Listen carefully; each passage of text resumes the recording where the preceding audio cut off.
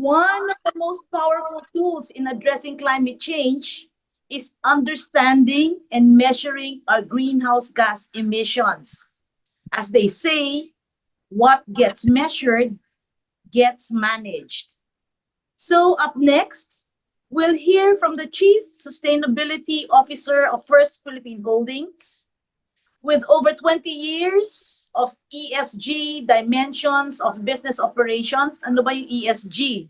It stands for Environmental, Social, and Governance. She was awarded as one of Asia's top sustainability superwoman. Wow. She is Wonder also a Woman. member of NEDA's SDG Stakeholders Chamber. So to talk about the Ako Ang Bukas Greenhouse Gas Calculator, a tool designed to help individuals and organizations track their carbon footprint and take effective, meaningful actions in the person of Miss Agnes De Jesus. Take it away, Agnes. How do we estimate the footprint of everyone, whether an individual, a household, a company, an industry, a school, or any institution? We look at the steps. The first step is identify the sources of your greenhouse gases. And there are three sources. The first source is called Scope 1. These sources are those that you directly generate, you directly influence because of your action. For example, the number of LPG gas tanks that you use. You burn it in cooking, you influence the amount. If you own the shuttle in school, the use of the shuttle, you also dictate that. So it's a direct emission and controlled by you, including, for example, those freon that comes from your aircon or fire extinguisher. In other words, you own the GHG. You dictate the amount of GHG based on your use. That is Scope 1. Scope 2 are indirect. You don't directly burn the fuel, you purchase it. So Scope 2, ang remember nyo lang, those are purchased power. So all of these gadgets, you own the gadgets, but you buy electricity from the electric cooperative or from the grid, so the burning is in the power plant, not within your home or company or your area. So it's indirect, but you influence it because the amount of electricity you use for your gadget is the one that's generated by the power plant. And the last is Scope 3. This is indirect. You don't own it, but you influence it. So for example, so anything that is not bought, which is Scope 2, power that's bought, anything that you don't generate in your area of operation, the home or the school or the company, is Scope 3. For example, you generate the waste at home, you put it in a landfill, the owner of the emission is the LGU because they operate the landfill. You use a vehicle, you don't own the vehicle, you rent the vehicle, the one that gas up the vehicle is the owner. So that's Scope 3. The second is, okay, so I know the sources, I know which is direct, which is indirect. The second principle is know the boundary. Ano ba yung mini-measure nyo? Okay?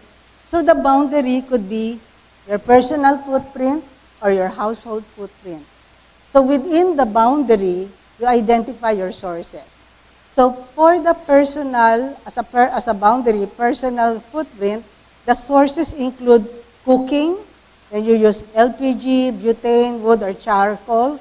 So the cooking in your home is Scope 1. You own it, you burn the fuel. Another source for your personal carbon footprint is electricity. The lights, the aircon, the electric fan. So the power that you buy from the grid or from the electric cooperative is part of your footprint, but Scope 2. Any purchase power is Scope 2. Another part of your boundary is the waste. No? So the waste, whether you recycle it or bring it to the landfill, that is Scope 3. And the other thing that you measure is your transportation. So if you own a car, you gas up your car, that is your scope 1. If you use a public conveyance, that is scope 3. Kasi Cebu Pacific, Manila yun, PAL, and so on. MRT, LRT. So transport can be scope 1 or 3. 1, if you own the vehicle. 3, if you just rent it or it's public conveyance. The other boundary is an entity boundary.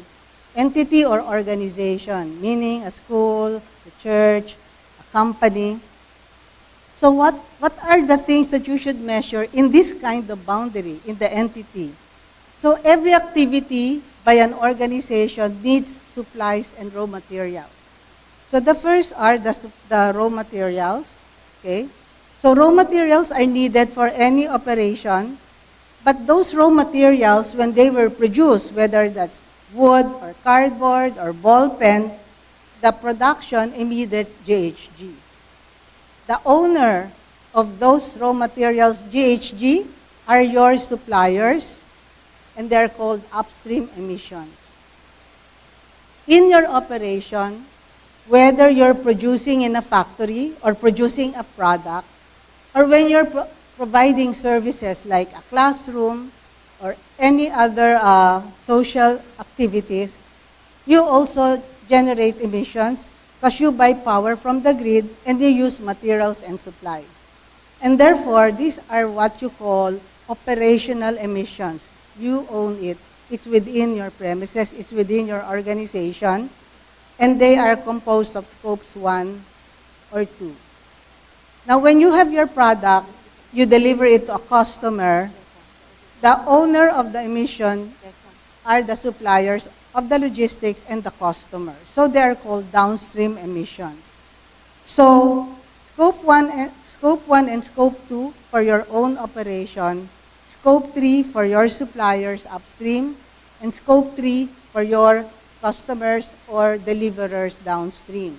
And so if you look at the total life cycle of what you do, from the time you buy your raw materials, to the time that you produce something, a product or a service, to the time that you deliver it, or the whole life cycle, is equivalent to your scope 1, scope 2, and scope 3. The next and last part, the next part is how does the calculator estimate your footprint? You only need one datum, no? One set of data. The first is you have identified your boundary, personal or entity. And then you have identified the sources, no? Scope 1, scope 2, scope 3, is it cooking, transport, and so on. Once you identify your activity, all you need to do is quantify that. Meaning, if you think of transport as a source, how much gasoline did I burn? So you always need a quantity. Quantified activity. How long yung route na tinravel ko, there's also a quantity. And you call that activity data. And that's the only thing that you need to know. The rest will be done by the calculator. Okay? So how do they do that? So, for example, you already know your activity data, transportation and gasoline burning. You just input the activity data, the quantified data, and this is how the calculator estimates your greenhouse gas. Once you input your activity data, the calculator will already identify the emission factor. By emission factor, we mean they can discern the capacity of that kind of activity to generate GHG. So meron siyang embedded doon. So that emission factor that we have embedded differs, no? So there are emission factors that are default from the UN, so international factor. There are factors that are national, which we use for this calculator because it's more accurate and it's required. And there are even times where you have a facility emission factor. So the emission factor is the capacity of your activity to emit greenhouse gas. The second that the calculator knows is the global warming potential. Once the calculator identifies the greenhouse gas, automatically it will impute the capacity of that greenhouse gas to absorb heat from the atmosphere. So with these three data, the activity or what you do in quantified form, the emission factor, and the global warming potential, the programmer of the calculator has actually told the calculator, this is how you're going to compute it. So there is an algorithm or instruction in the calculator. So the instruction in the calculator is, to get the greenhouse gas, just multiply the activity data times the emission factors times the global warming potential. You only need to input the first, and the calculator knows the rest. So in our calculator, as in any calculator, all the types of activity data are embedded, all the emission factors are embedded, and all the global warming potential of all GHGs and their variations are embedded. So another way of looking at it, let's go to an actual example. So we said that when you calculate your footprint, you need to have the activity data. The activity data, that's the amount that the activity, the amount of the activity emitting the greenhouse gas. You multiply that with the emission factor, the capacity to emit greenhouse gas. Multiply that with the global warming potential, the capacity of the GHGs emitted to absorb heat, and you have your GHG. And the GHG is usually in the unit tons carbon dioxide equivalent, no, per year or per week. So you will always see that unit, no, carbon dioxide equivalent. Why? Remember, in the global warming potential, all the 5 gases are compared to carbon dioxide. So that there will be a unified, parang unified dimension, they all refer that to CO2. So I'll give you an example. For example, you want to burn 1 ton of coal. So the activity data is burning 1 ton of coal. But coal can emit 3 types of greenhouse gases. So the emission factor will be different. So a ton of coal can emit 2,602 kilograms of carbon dioxide per ton, and the global warming potential of carbon is 1, and therefore your GHG is 2,602 kilograms CO2 equivalent. Coal can also emit methane. So in 1 ton of coal, there's 0.276 kilogram of methane per ton. The global warming potential of methane is 29.8 times that of carbon, and therefore the GHG emitted by methane is 8.225 kilogram carbon dioxide equivalent. And the last type of GHG emitted by coal is nitrous oxide. So 1 ton of coal can emit 0.04 kilogram nitrous oxide per ton, and the global warming potential of nitrous oxide, it's 273 times more powerful than carbon, and therefore the GHG is 10.92 kilograms of carbon dioxide.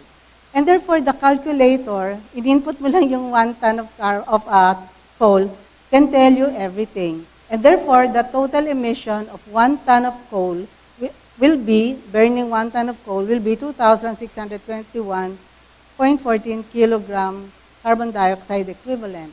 But then don't be confused, you usually see tons, no? So kung tons, divide nyo lang by 1,000. So you have 2.62 tons per burning of 1 coal. And the last procedure in the calculator is the visualization, the display attributes. So in the AAB calculator, we provide you 3 things. We provide you the anatomy of your footprint in terms of number, the one here. We give you a visualization in terms of graphics, so you will know where the hot spots are, in this case, electricity. And then we give you a reference or comparison to a benchmark. For example, this is the benchmark for an average Filipino, so you know where you are, and then how many trees you need to plant to be able to offset your footprint. So we've been partnering for 1 year now with various sectors. As you've learned this morning or a while ago, that we are partnering with LGUs, with business, with academics. So here are some of our experiences in using the Ako Ang Bukas calculator. The first case is an office. atmosphere. So we had a pilot in DNR Penro, Cavite for the calculation of the footprint of that office. And this is the result of that calculation. Based on their assessment, their highest emission and their hotspot is transportation. So immediately, Penro knows where to act. No? It's not material, it's not waste. The first, we need to cut down on our travel and transportation. The other calculator used is on communities. And we had a project with Barangay Cogon in Ormoc. So in that project with Ormoc, they were able to identify the hotspot for all the sitios in that barangay, identify per sitio which is the highest, and then we have a summation here on the left. So their highest is electricity and waste. So now, the LGU of Ormoc, together with the barangay Sitio Cogon, are now trying to find out what are the measures to bring down waste and electricity, and they will bring it to their local climate change action plan. The other one is a calculator used for business. So our pilot is First Balfour, a subsidiary of First Philippine Holdings. So we had our session. You have here the Vice President for Procurement and all their suppliers. And then they calculated their footprint. So the first supplier, for example, is Trevi. That supplier handles formworks. Yung formworks kasi is, when you pour concrete to build for a building, you need some sort of a frame. So the formworks, or Trevi, was able to calculate that their highest emission comes from scope 1, from business processes, and then a little from scope 3, from logistics, and then very small scope 2. Another supplier is an erosion control supplier, or Geo Anchor. So they were able to get their hotspot. And the amount of GHG depends on the nature of operation. So of course, yung formworks, mas malaki, several times higher than just erosion control. Now, let me give you an example of a life cycle analysis. Diba? A while ago, we were saying, you need to know what you're responsible for, indirectly and directly. So let's go to an actual value chain analysis of formworks type of activity. Again, formworks, those are the frame used in pouring concrete for building construction. So when you look at their value chain, it starts with the selection of raw material, and then drying, and then molding, trimming, painting, transport, and disposal. Okay? So the first thing that they did, of course, like what we said, was to identify the sources of greenhouse gas. So that's power and steam and fuel for energy, and then waste. And then they calculated their emissions, identifying scope 1, 2, and 3. And of course, the most important is they identified their measures. So for the office, they said, we're going to change our office incandescent light to LED light. We're going to recycle. And when we do selection of raw material, which is the first step, they're going to go for local materials. Kasi kung local materials, walang travel ng airplane to import the materials. Because air transport to import materials will give you huge carbon footprint. They will use renewable energy, they will recycle, they will reuse. And then when they do molding, they will also use RE, or renewable energy. When they truck and deliver their products, they make sure that they maximize the number of products per truck. Kasi remember, kung hindi masyadong siksik yung delivery truck mo, maraming beses ka magta-travel, maraming beses ka maggagasta ng gasoline. They would also like to reduce the route. The longer the route, the more gasoline kasi. So they devise the route, and then they avoid traffic, of course, and then they use a low-carbon fuel, and then for disposal, they will recycle.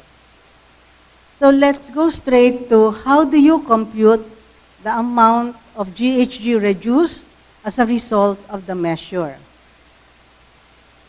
Okay. The first measure was converting older incandescent bulb to LED lights. So from the incandescent bulb, The activity data is the use of 60 watts of incandescent bulb for 1,000 hours, or 60,000 kilowatt hours per year. The emission factor for incandescent bulb, or EF, is 0.5 kilogram carbon dioxide per kilowatt hour. And the GHG is carbon, so the global warming potential is 1. So the total emission of the incandescent bulb is 30 kilograms CO2 per year.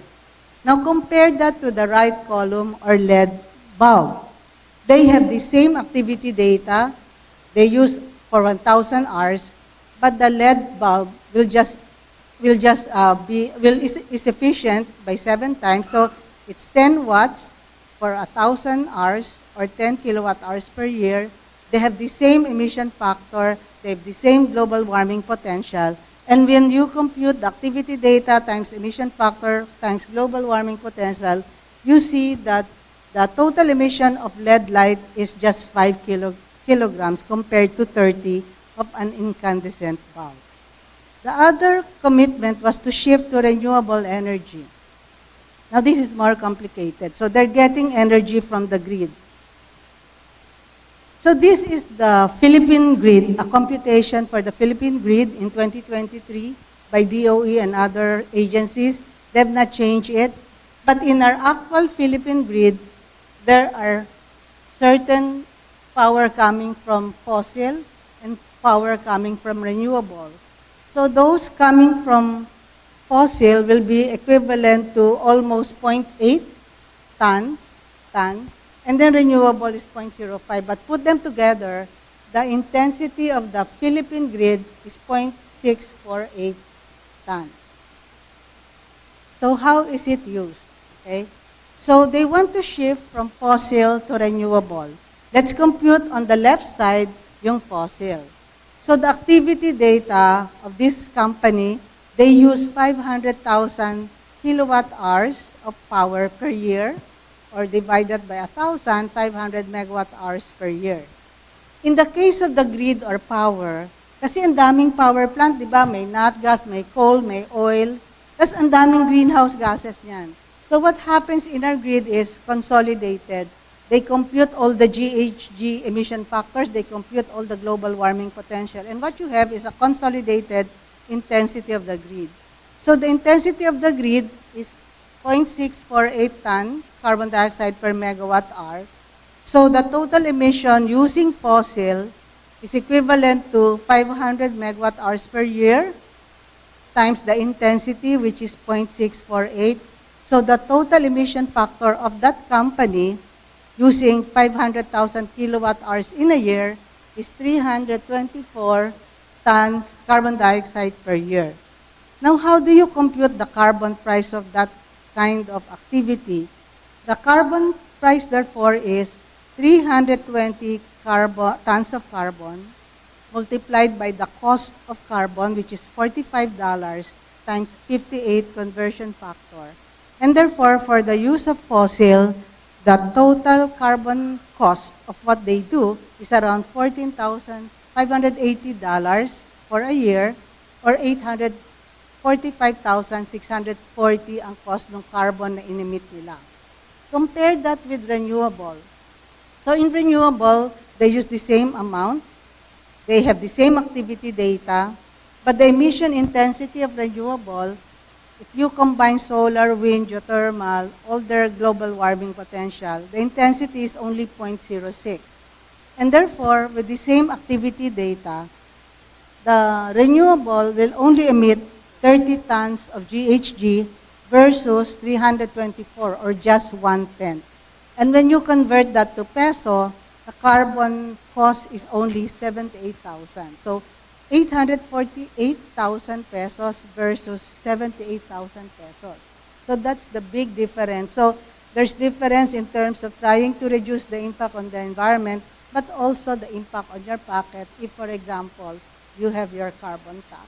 But also renewables are going down in terms of actual prices. So what are the reduction measures that have been working?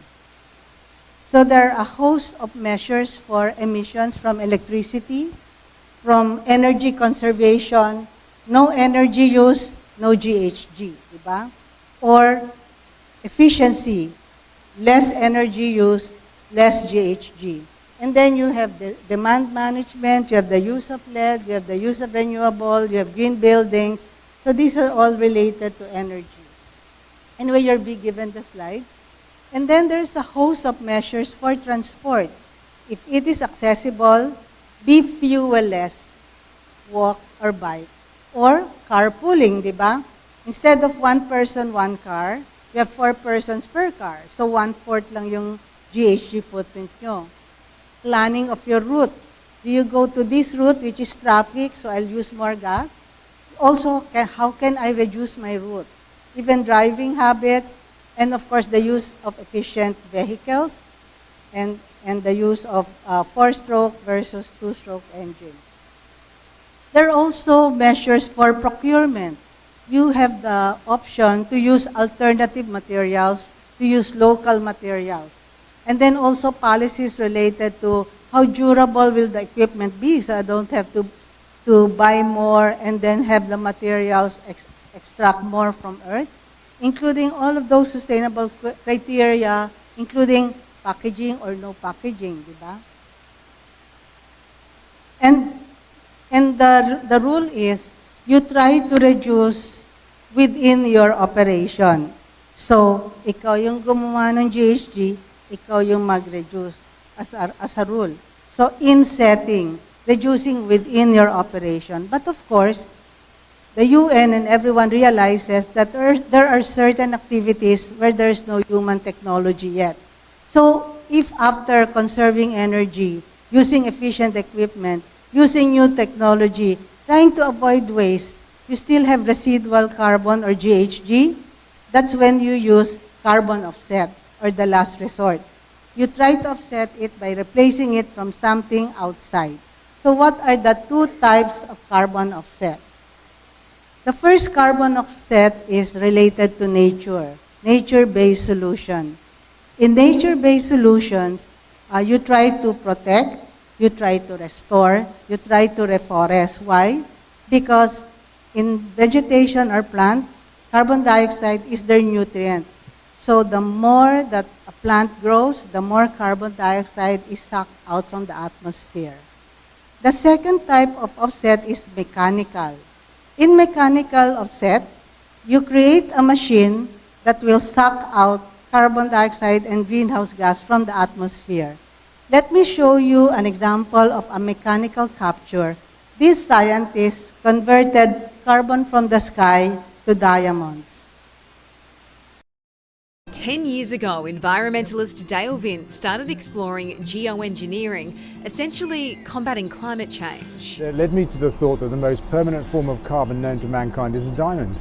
And I put the two together and thought how amazing it would be if we could pull carbon out of the atmosphere, turn it into a diamond as a permanent way to lock it up. So he came up with this. The cocktail of gases collected here is then pumped into a diamond mill, a secret machine powered by wind and solar containing a plasma ball as hot as the sun. The end result, diamond. He's just on a mission, creating bling without the environmental sting. 143 million carats were pulled from the ground last year. Some of the holes can be seen from space. New research shows around 1,000 tonnes of rock and soil is displaced, 4,000 litres of water used, and 100 kilos of CO2 emitted to mine a single 1-carat stone. Not to mention that often they fuel conflicts, blood diamonds, of course, we all know about. We've had feedback since we launched from a lot of people saying, actually, I've been avoiding getting a diamond for an engagement or something because of their impact, but actually now I could have one. These accredited sky diamonds, around 2 million Australian dollars worth here, are physically and chemically identical to those mined from the earth. Ako ang bukas.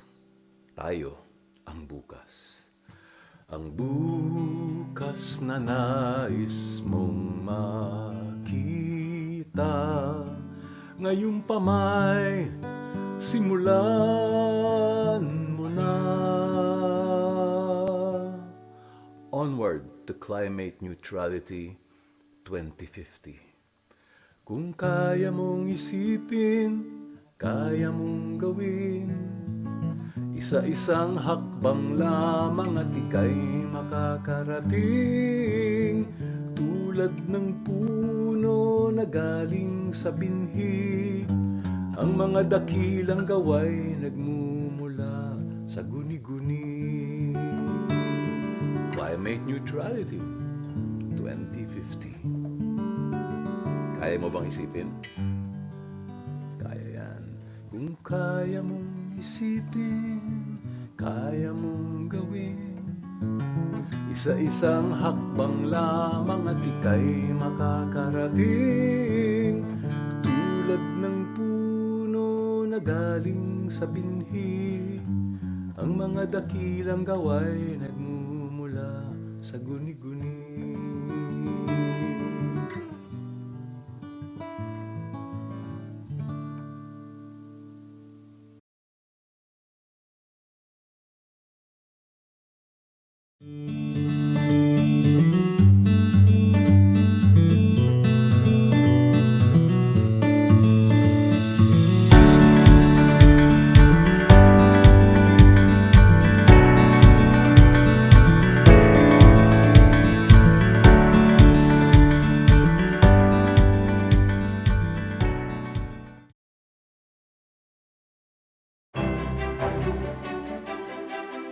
Green Convergence. Offsetting Carbon Footprint of Philippine Environment Summit in ILO facilitated by Nature Awareness and Conservation NGO by planting 1,500 mangroves Bakawan and Kalapane on February 16, 2025. Prior to tree planting sessions, volunteers will be oriented on environment-friendly practices, habits, and endeavors before going to the site. We encourage them to use environment-friendly products. After the tree planting, our volunteers usually do a coastal cleanup to remove the trapped plastics around the mangroves and remove barnacles. We usually hold talks on the environment, including topics on ecosystem, biodiversity, challenges, conservations, and climate change. Thank you for supporting our ecosystem. So right now, we will now go to the resolution that we came up with for the summit. So to give that to us, we have the head of the Summit Program Committee and convener of Green Convergence, Dr. Angelina Galang. Hello, good afternoon. So it was Sister Marvin Misolas who prepared the resolutions, but for the purposes of Kamayan, I summarized it a bit so it wouldn't be too long. There are more details, but I think I have captured the essence of most of all the recommendations. So first, I will give the basis for the resolutions, and then the actions, and then finally what we commit to do. Okay. Whereas humans and all the other Earth inhabitants face the wicked and interconnected triple planetary crises, which are climate change, loss of biodiversity, and plastic pollution. Next. Whereas we recognize that human systems and their excesses are the cause of these crises. Whereas we acknowledge the rise of 1.55 degrees Celsius in the average global temperature above average pre-industrial levels, and that 2024 was the hottest year ever recorded, and the last 10 years were the hottest years in history. Whereas civil society groups have long been engaged in various climate initiatives, yet cannot catch up with the intensification of climate change impacts.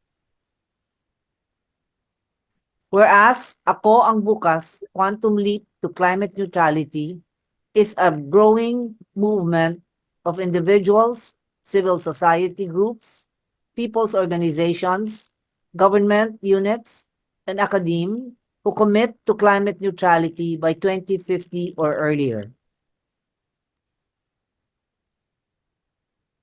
Therefore, we, the participants of the 5th Philippine Environment Summit, with the theme Ako ang Bukas, Quantum Leap to Climate Neutrality, held from February 19 to 21, 2025 in Iloilo City, call on the government, in collaboration with civil society and other sectors,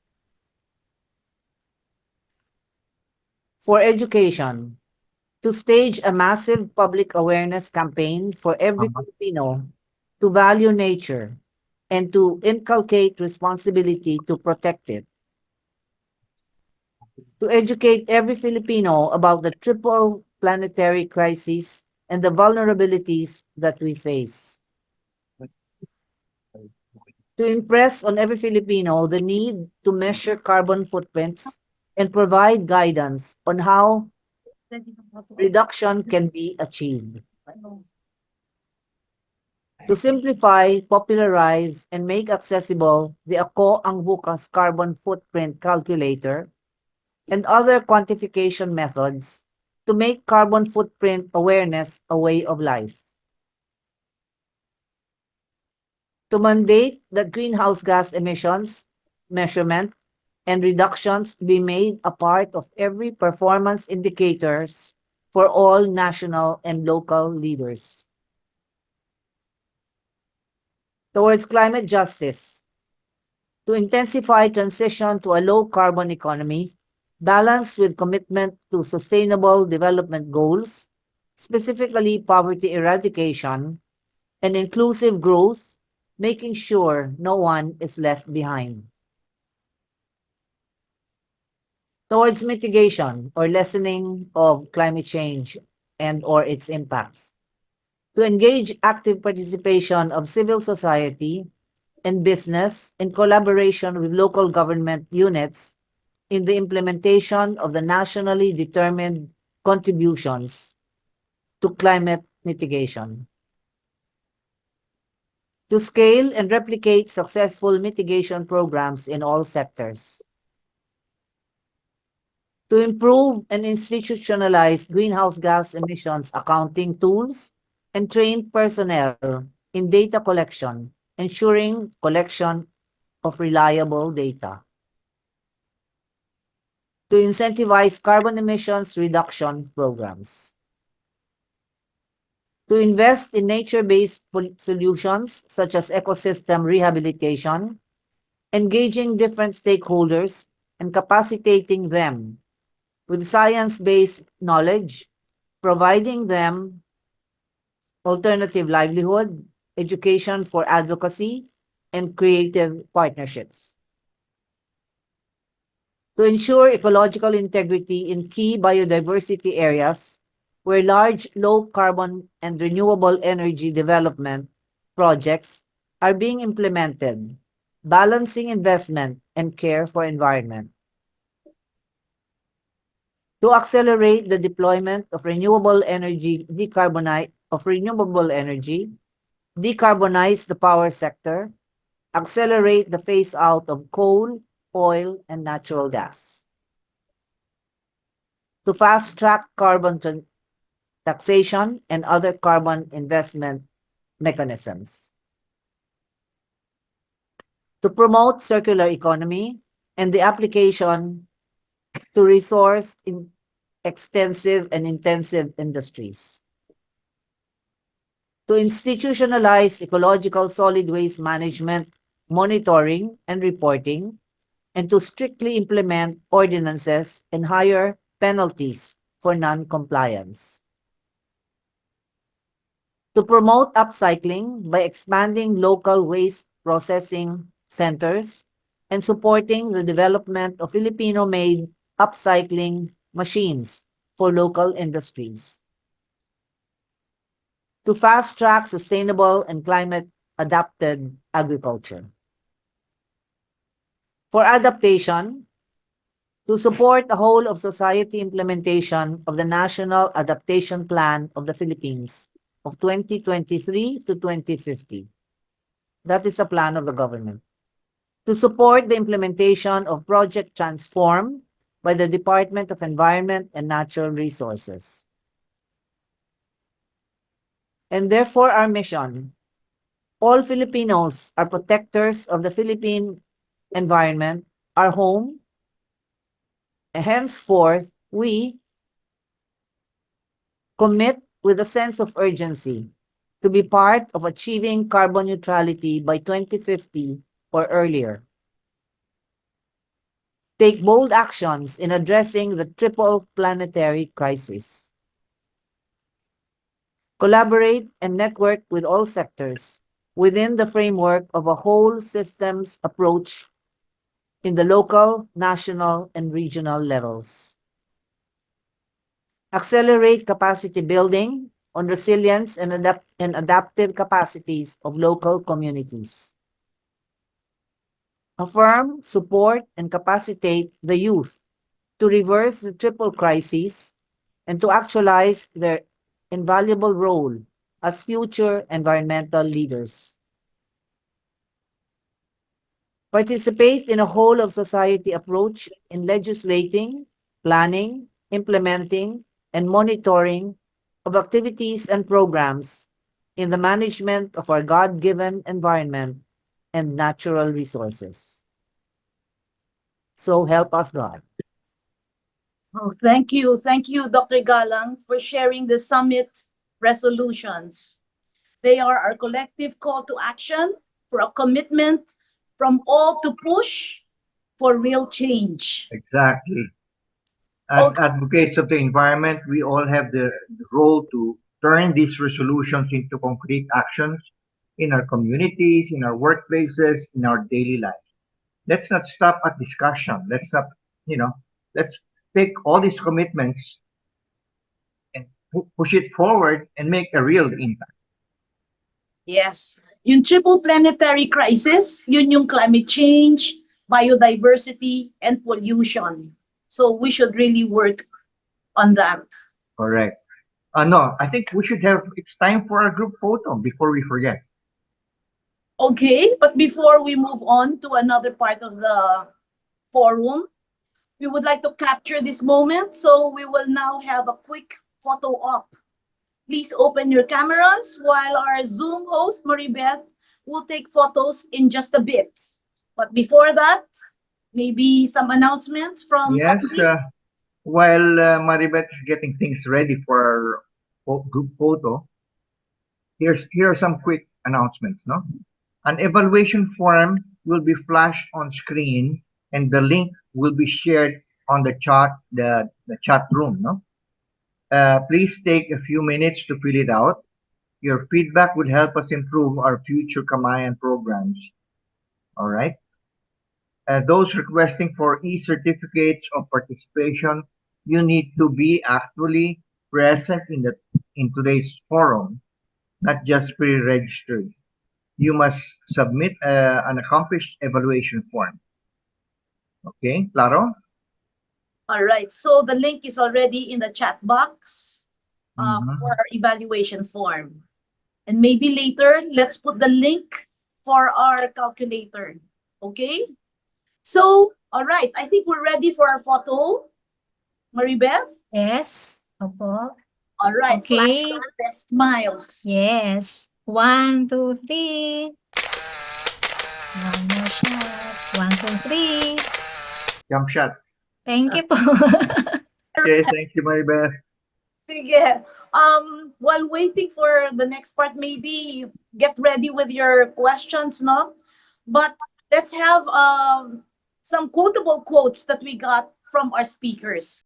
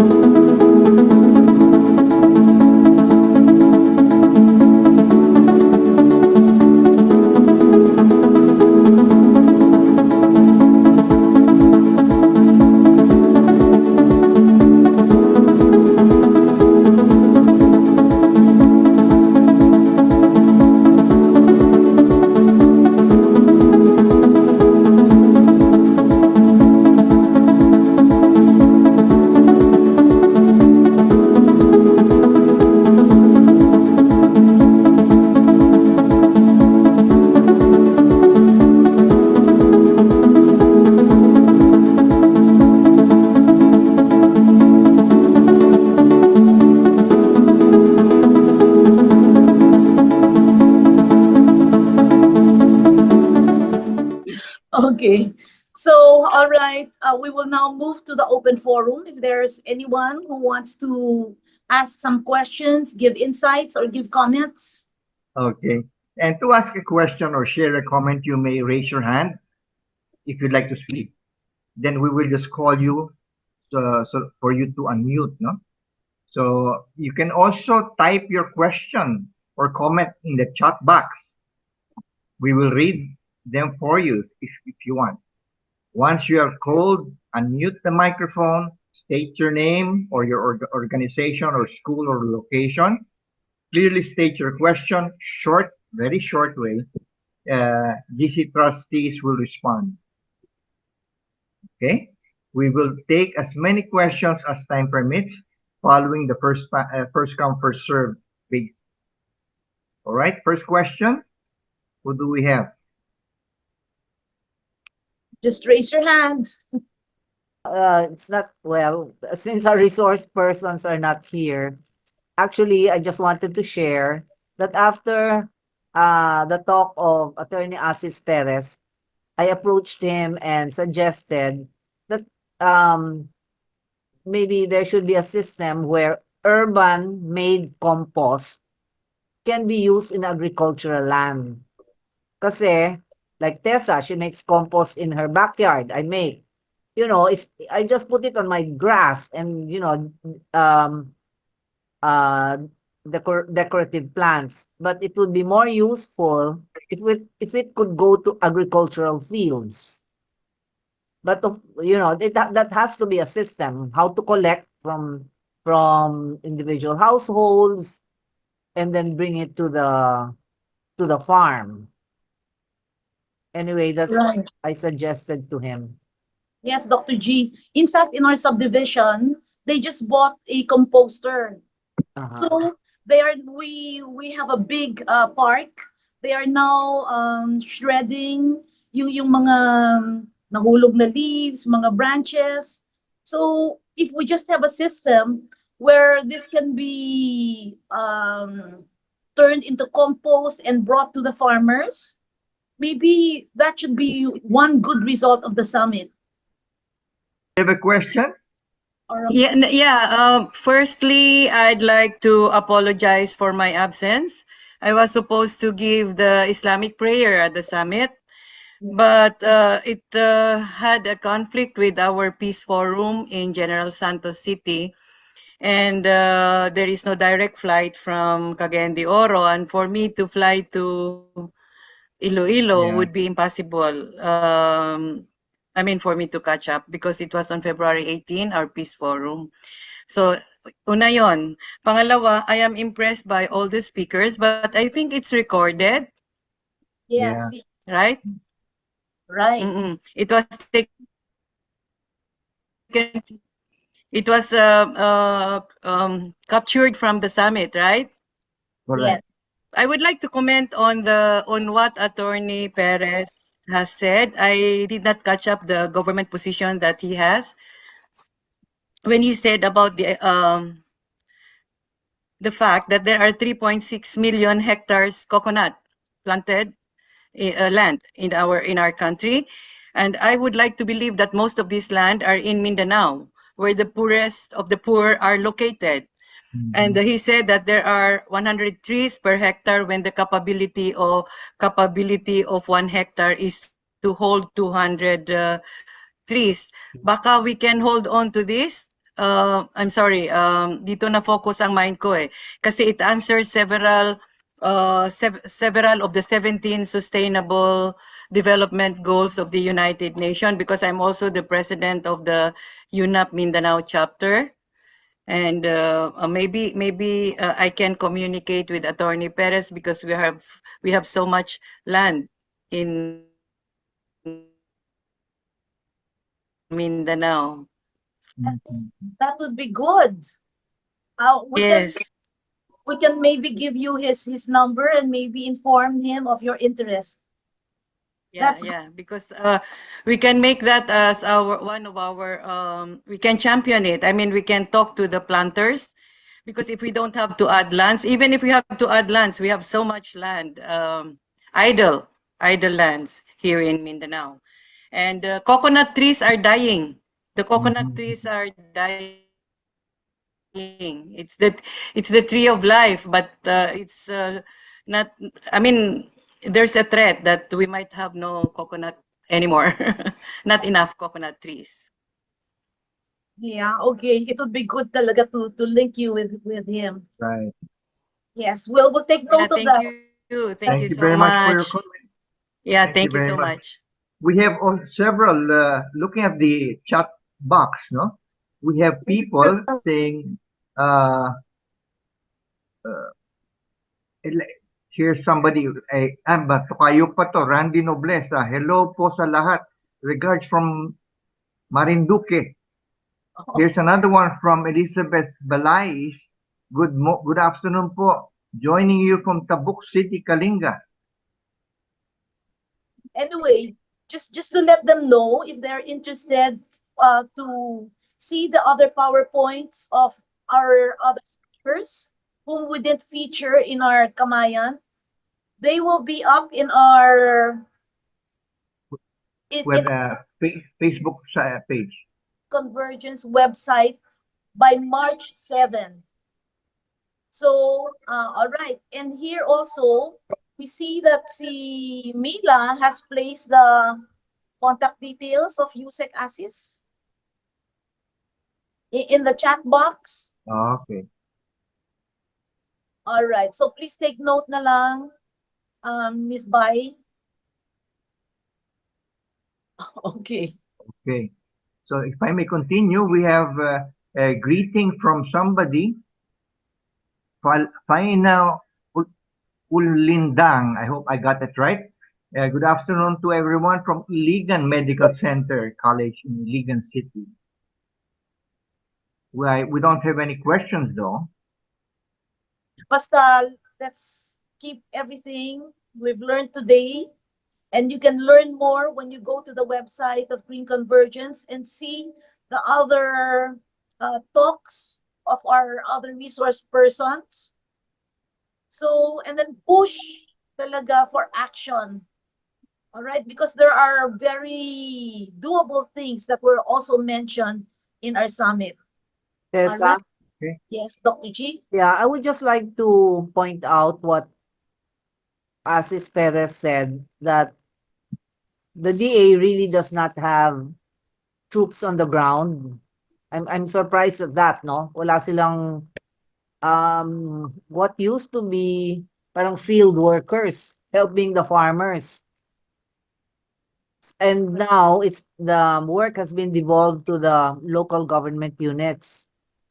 So those of us here, or those who have some link or influence or are working with local government units or are friendly with the mayor and LGU officers, can use their influence to spread the ideas that Asis Perez brought up, because they're also really so practical and simple, no? We have a comment here from Percy Aranas to everyone.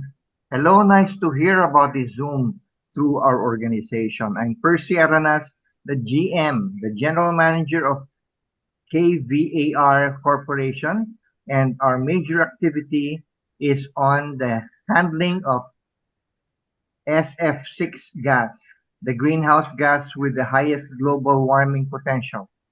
I am open to share my knowledge on the emission reduction of certain fluorinated greenhouse gas. okay. Maybe right now we can go to our closing remarks. Okay. Okay. Well, to officially close today's forum, we have the honor of introducing a strong advocate of environmental education, the president of the Philippine Network of Environmental Educators, and a trustee of Green Convergence, Dr. Cecilia Gascon. Let's hear it for Cecilia. Thank you, Sir Randy and Miss Tessa. To the President of Green Convergence, Miss Vicky Segovia, Of course, our Vice President, Sister Marvelous Misolas, Dr. Lina Galang, and the other members of the Board of Trustees of Green Convergence, to our esteemed resource speakers, Yusek Asis Perez, Mr. Federico Lopez, and Miss Agnes De Jesus. And of course, to all the participants joining us via Zoom and FB Live, isang makakalikasang araw po sa ating lahat. As we close today's forum, let us reflect on a powerful truth. This Kamayan and the Fifth Environment Summit are not just about ideas. They are about action, about the future we are shaping together. Your presence today and the presence of so many young people during the summit are the clearest signs of success, because you are not just the beneficiaries of our climate initiatives. You are the leaders, the change makers, and torch bearers of a movement that must continue beyond today. Your passion and commitment remind us that climate action is not just about policies and plans, but about empowering a generation that will drive real, lasting change. At the heart of this transformation is Ako ang Bukas, a movement that calls for a quantum leap now toward climate neutrality by 2050. This is not just a campaign. It is a call for urgency, for bold action, for a shift in mindset.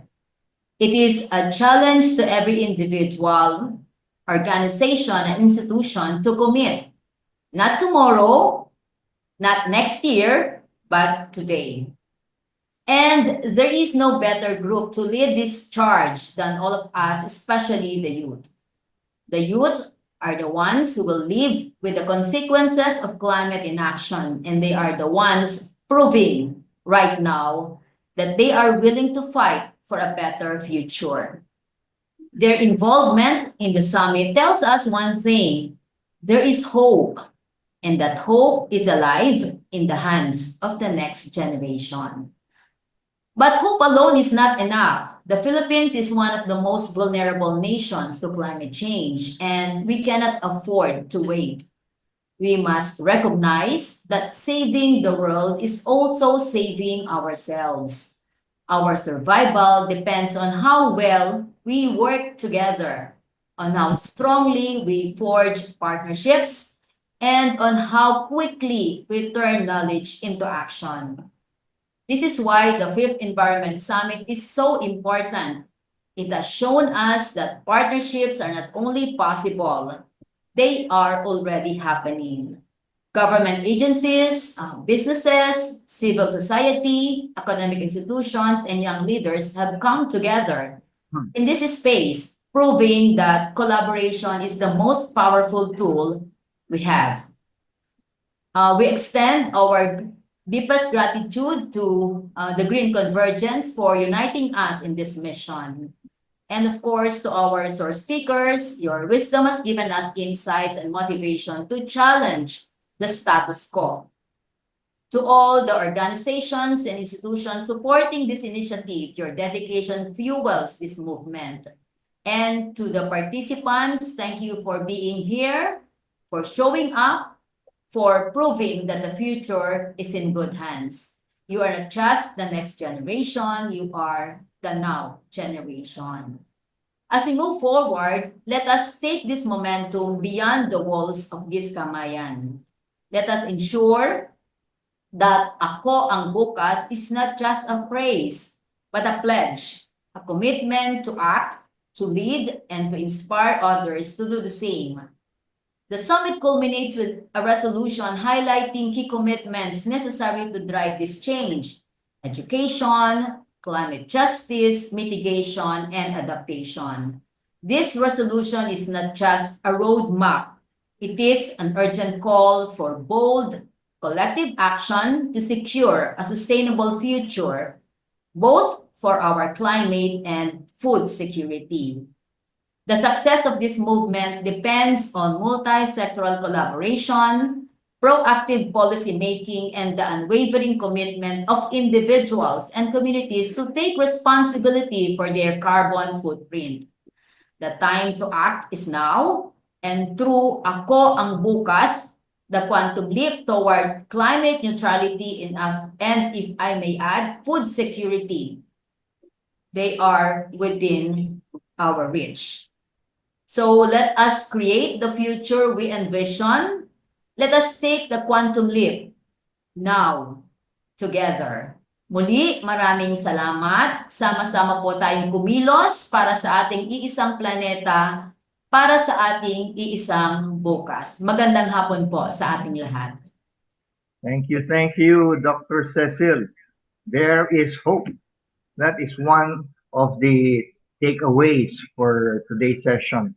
We close the way Kiki Lopez closed his talk. Instead of just feeling lost about what's happening, we end with that positive note. There is hope, and we can conquer this obstacle if we act together. Yes, and remember, the work does not stop here. Enflesh the summit resolutions, be mindful of your carbon footprint, and support initiatives that promote sustainability and climate resilience. Our next forum will be on March 21. 21. Calendars. And Okay. So on behalf of Green Convergence, thank you all for joining, and we'll look forward to seeing you in the next Kamayan. Okay, enjoy the rest of the afternoon. Thank you, everyone. Bye-bye.